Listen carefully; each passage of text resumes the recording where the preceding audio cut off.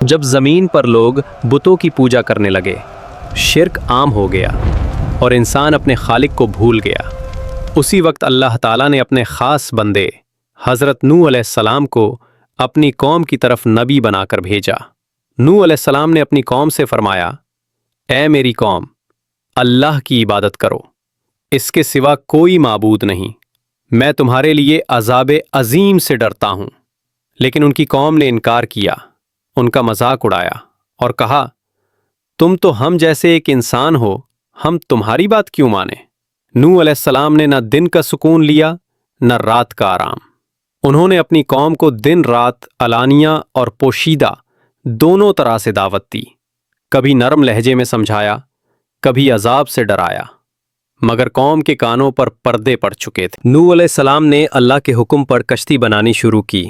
وہ پہاڑوں کے درمیان لکڑیاں کاٹتے، تختے جوڑتے، کیل ٹھونکتے اور اللہ کے نام سے ہر حصہ تیار کرتے۔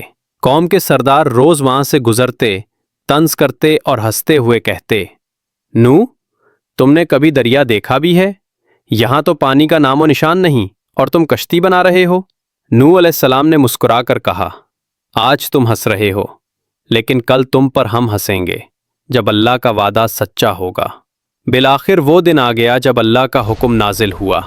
آسمان سے بادل گرجے، زمین سے پانی ابلنے لگا اور طوفان نے ہر سمت کو اپنی لپیٹ میں لے لیا۔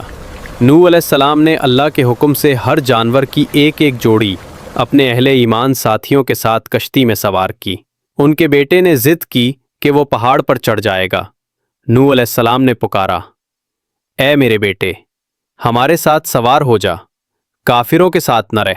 لیکن اس نے کہا، میں کسی پہاڑ کی پناہ لے لوں گا۔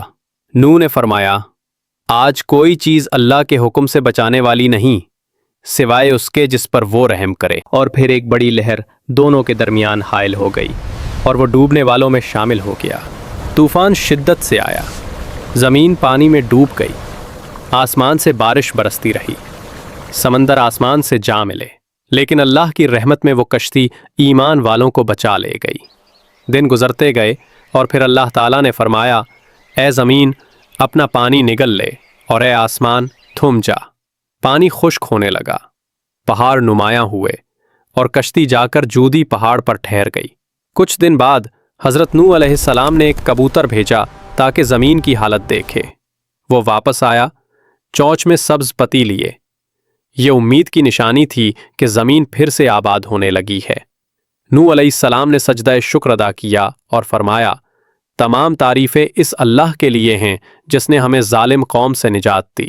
یوں انسانیت کو ایک نیا آغاز ملا، زمین پر زندگی دوبارہ پھیل گئی، درخت لہلہانے لگے، جانور آزاد گھومنے لگے اور اللہ کے مخلص بندے پھر سے زمین پر بسنے لگے۔